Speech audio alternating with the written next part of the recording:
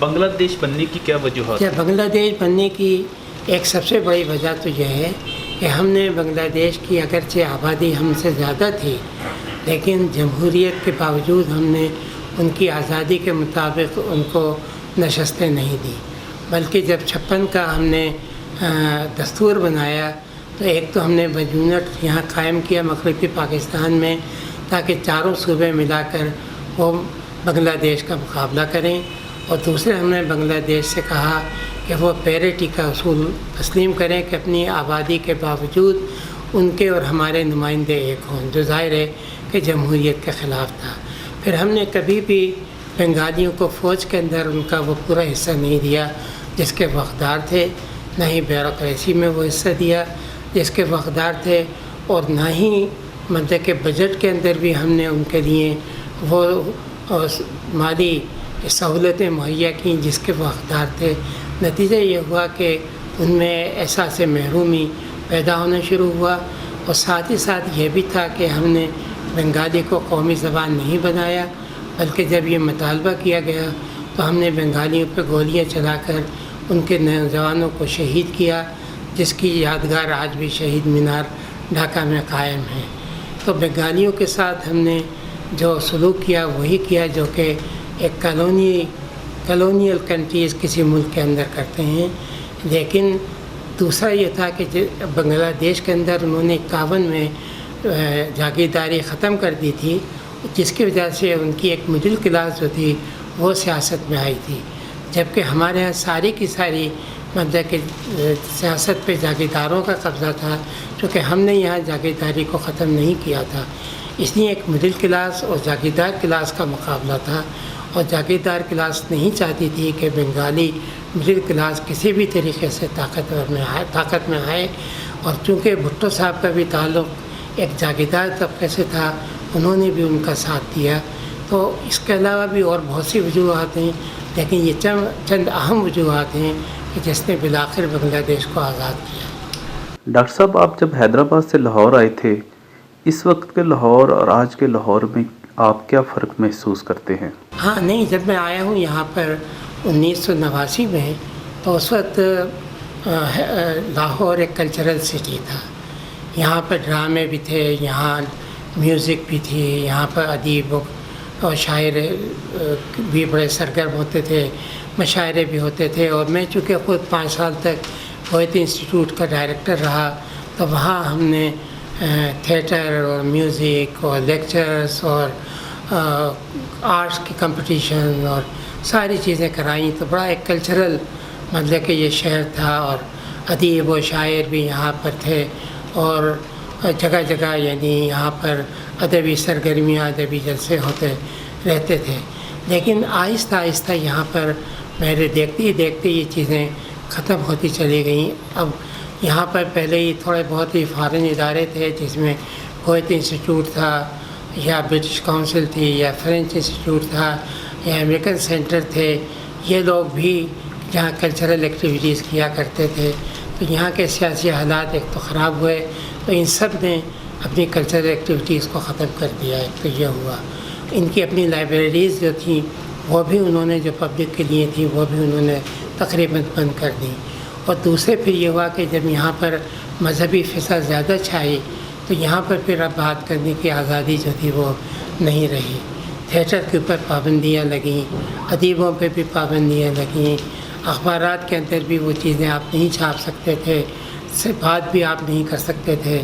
تو ان تمام مذہبی اور سیاسی پابندیوں کی وجہ سے آہستہ آہستہ ہوا یہ ہے کہ لاہور کے اندر جو کلچرل سرگرمیاں تھیں وہ کم سے کم ہوتی چلی گئیں۔ پھر دو چیزوں نے لاہور کو کلچر کو بدلا۔ ایک تو یہاں پر تقریباً بڑی بڑی مذہبی تنظیمیں جتنی بھی ہیں، یعنی 50-60 سے لے کے 100 تک ان کے ہیڈ کوارٹر لاہور میں ہیں، اور ظاہر ہے کہ ان کے کارندوں کا کارکنوں کا یہاں بڑا اثر دخل ہے۔ اور دوسرا یہ ہے کہ یہاں مفصلات میں جو جاگیردار تھے وہ بھی سب کے سب لاہور میں آ گئے، تو ان کی جاگیردارانہ روایات جو تھیں وہ بھی لاہور کے اندر آ گئی ہیں۔ تو لاہور ایک طرح سے اب وہ آزاد یا کاسموپولیٹن شہر نہیں رہا جو کہ یہ تقسیم سے پہلے تھا۔ یہ تقسیم کے فوراً بعد تھا. اب یہ بہت تنگ نظر شہر ہے اور یہاں پر اب بات کرتے ہوئے آدمی کو کئی بار سوچنا پڑتا ہے کہ پبلک میں وہ بات کہی جائے یا نہیں کہی جائے. پاکستان کیوں اور کیسے بنا؟ دیکھیے پاکستان بننے کی مطلب کہ کئی وجوہات مطلب کہ ہمارے سامنے آتی ہیں. ایک تو یہ ہے کہ جو پاکستان کی ریاست کی نظریاتی تاریخ ہے اس میں تو یہ دلیل دی جاتی ہے کہ چونکہ ہندوستان میں ہندوؤں کی اکثریت تھی اور مسلمان اقلیت میں تھے، اور اگر وہاں پر جمہوریت آتی تو مسلمان کبھی بھی اقتدار میں نہیں آ سکتے تھے اور ہندوؤں کے زیر اثر رہتے. اس وجہ سے یہ مطالبہ کیا گیا کہ ایک ملک بنایا جائے جہاں پر مسلمانوں کی اکثریت ہو اور اس اکثریت وہاں پر اقتدار حاصل کرے اور ان کی حکومت ہو. تو ایک تو یہ دلیل، اور دوسری دلیل یہ دی جاتی ہے کہ ہندوستان میں چونکہ ہندوؤں کی اکثریت رہی تو وہاں وہ اپنے مذہبی فرائض کو پوری طرح انجام نہیں دے سکتے تھے. تو ایک ایسے اس ملک چاہیے تھا جہاں مذہبی طور پہ وہ پورے آزاد ہوں. یہ ریاست کی طرف سے جو دلیل دی جاتی ہے وہ یہ ہے. لیکن اگر آپ دیکھیں تو اس کی ایک دوسری وجہ بھی ہو سکتی ہے، اور وہ وجہ جو ہے وہ یہ ہے کہ مسلمانوں کا جو متوسط طبقہ ہے وہ ہندوؤں کے مقابلے میں کم تعلیم یافتہ تھا، اور جو ملازمتوں مقابلے کے ملازمتیں ہوتی تھیں ان میں ان سے مقابلہ نہیں کر سکتا تھا. اسی طریقے سے دوسرے پیشے جو تھے جیسے ڈاکٹری ہے، انجینئرنگ ہے، یونیورسٹی کے اساتذہ ہیں، مقابلہ نہیں کر سکتے تھے. تو یہ متوسط طبقہ یہ چاہتا تھا کہ ایک ایسا ملک بن جائے کہ جہاں پر انہیں سخت مقابلے کی ضرورت نہیں پڑے اور یہ ملازمتیں اور یہ پیشے ان کو آسانی کے ساتھ میسر آ جائیں. تو ہم یہ کہہ سکتے ہیں کہ یہ اس کی معاشی اور سماجی وجہ تھی جس کی وجہ سے پاکستان بنایا گیا. ڈاکٹر صاحب، مسلم لیگ کن لوگوں نے بنائی اور کیوں بنائی؟ ایک الزام یہ لگایا جاتا ہے کہ مسلم لیگ کو کانگریس کے مقابلے میں کھڑا کیا گیا برٹش گورنمنٹ نے. دیکھیں یہ بات کی بات ہے، کیونکہ مسلم لیگ بنی ہے 1906 میں ڈھاکہ میں. اس وقت تعلیمی جو بورڈ تھا یا تعلیمی انجمن تھی اس کا اجلاس ہو رہا تھا. تو اجلاس کے بعد یہ فیصلہ ہوا کہ مسلمانوں کی ایک جماعت جو ہے وہ بنائی جائے. چنانچہ سلیم اللہ نواب آف ڈھاکہ نے اس سلسلے میں مدد کی. وہاں مسلم لیگ کا قیام عمل میں آیا، لیکن مسلم لیگ نے شروع میں ہی اپنے منشور میں اس بات کو واضح کر دیا تھا کہ وہ انگریزی حکومت کے وفادار رہیں گے. قیام کے بعد ہوا یہ ہے کہ مسلم لیگ کو علی گڑھ لے جایا گیا، اور علی گڑھ کے اندر جو لوگ تھے انہوں نے مسلم لیگ کے لیے ممبرشپ کی یا اس کے اراکین کے لیے کوئی کوشش نہیں کی. تو مسلم لیگ ایک طرح سے ایک محدود جماعت کی حیثیت سے علی گڑھ میں رہی.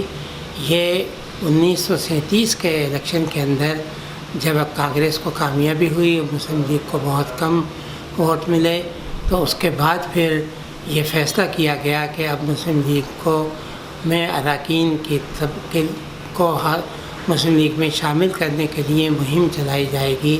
اس کے بعد اس کو ایک ماس پارٹی جس کو کہیں یا عوامی پارٹی اس کو بنایا گیا.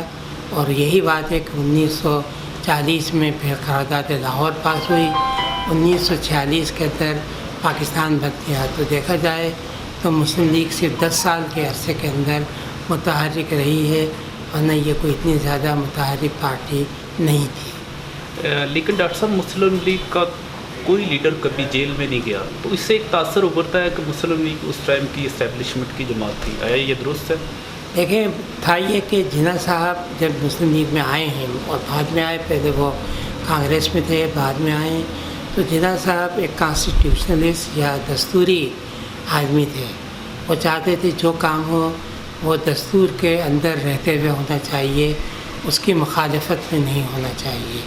اور یہی چیز جو تھی مسلم لیگ کے دوسرے لوگوں کی تھی. اور زیادہ تر چونکہ اس کے اندر جاگیردار طبقہ تھا جو پہلے سے ہی انگریزی حکومت کا وفادار تھا، لہذا انہوں نے کوئی ایسے اقدامات نہیں کیے جسے کہ انگریزی حکومت باقیانہ تصور کرتی اور ان لوگوں کو جیلوں میں ڈالتی. کیا علامہ اقبال کا پاکستان بنانے میں کوئی کردار ہے؟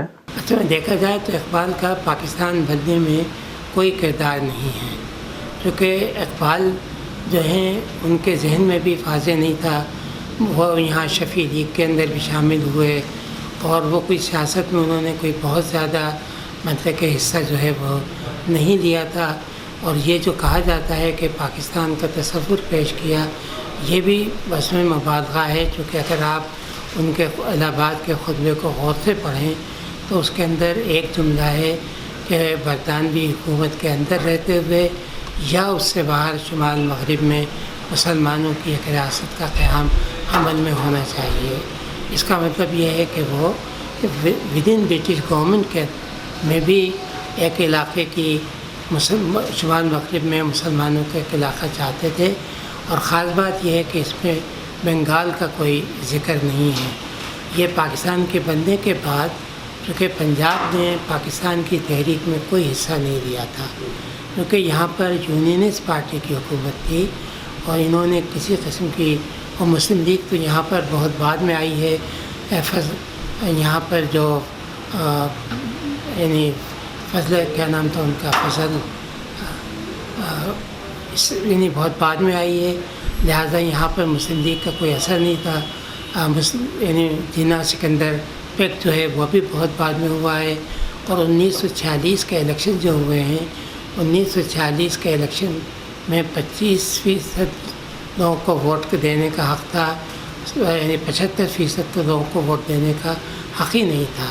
تو دیکھا جائے تو پاکستان بننے کے بعد اب یہ تھا کہ جہاں پر دوسرے صوبے پاکستان کے بنانے کی جدوجہد میں اپنے آپ کو شامل کر رہے تھے، تو وہاں پنجاب میں بھی اقبال کے کریکٹر کو ابھارا اور کہا کہ پاکستان کا تصور انہوں نے پیش کیا تھا، اور جناح صاحب نے تو تصور کو مکمل کیا، لیکن در حقیقت جناح اقبال نے پاکستان کا کسی قسم کا کوئی تصور پیش نہیں کیا تھا۔ آپ علامہ اقبال کو فلسفی سمجھتے ہیں؟ نہیں، وہ فلسفی نہیں تھے۔ دیکھا چونکہ علم کلام کو جو اسلامی دانشوری میں ہے، علم کلام کا مطلب تھا کہ آپ اپنے خیالات اور اس سے دین کو یا مذہب کو کی حمایت کریں، تو اقبال نے مطلب کہ کلامی تھے، اور انہوں نے جو کچھ بھی بات کی ہے وہ اسلام کے دائرے میں رہتے ہوئے بات کی ہے، وہ فلسفی نہیں تھے، کیونکہ فلسفی تو ایک لحاظ سے جو قرابت پسندی اور روایت پسندی ہے ان کو چیلنج کرتا ہے، اور ان کو چیلنج کر کے ایک نئی راہ تلاش کرتا ہے۔ اقبال نے کوئی نئی راہ جو ہے وہ کوئی تلاش نہیں کی ہے، اور ان کے خیالات و افکار میں بھی ہمیں کوئی نئی بات نظر نہیں آتی ہے۔ پاکستان میں شدت پسندی میں دن بہ دن اضافہ ہو رہا ہے، آپ کے نزدیک اس کی وجوہات کیا ہیں؟ ایک تو اس کی سب سے بڑی وجہ جو ہے ہمارا تعلیمی نظام ہے، کہ ہماری ریاست نے مطلب کہ جو بنیادی حقوق لوگوں کو دینے چاہیے وہ بنیادی حقوق نہیں دے رہی، یعنی تعلیم ہے، صحت ہے، رہائش ہے، روزگار ہے، بالکل اس نے سوسائٹی میں ان تمام سہولتوں کو دینے سے انکار کر دیا ہے۔ نتیجہ یہ ہے کہ تعلیم بہت مہنگی ہو گئی ہے، یہاں تک کہ جو ریاست کے تعلیم ادارے ہیں وہ بھی مہنگے ہو گئے ہیں، تو ایک لوور کلاس کے لیے اور متوسط طبقے کے لیے کے بچوں کے لیے تعلیم کا حصول مشکل ہو گیا ہے۔ تعلیم نہ ہو تو ظاہر ہے کہ روزگار بھی نہیں ہوگا، رہائش بھی نہیں ہوگی، آپ کا کوئی مستقبل بھی نہیں ہوگا، اور یہ چیزیں پھر نوجوانوں میں ناامیدی کو پیدا کرتی ہیں۔ پھر نوجوانوں کے لیے اس کے علاوہ اور کوئی راستہ نہیں ہوتا ہے کہ یا تو وہ جرائم کی طرف جائیں اور یا شدت پسندی کی طرف جائیں، کیونکہ جو ان کی توانائی ہے وہ اپنی توانائی کو کہیں نہ کہیں ضرور خرچ کرنا چاہتے ہیں، تو اس سے فائدہ اٹھا کر پھر ہماری مذہبی جماعتیں ان نوجوانوں پہ توجہ دیتی ہیں، انہیں اپنے حلقے میں شامل کرتی ہیں اور ان کا ایک مستقبل کا خواب ان کو دکھاتی ہیں، تو لوگ اس لیے مذہبی جماعتوں کے ساتھ شامل ہو کر شدت پسندی کی طرف چلے جاتے ہیں۔ چونکہ مستقبل کے بارے میں کبھی کوئی پیشین گوئی نہیں کی جا سکتی، کیونکہ کبھی کبھی ایسے حادثات ہو جاتے ہیں کہ تاریخ کا راستہ یا تاریخ کا عمل جو ہے وہ بدل جاتا ہے. اس لیے ہم کہہ نہیں سکتے کہ شاید اس قسم کے حادثات ہوں کہ پاکستان کی موجودہ تاریخ جو ہے وہ بدل جائے.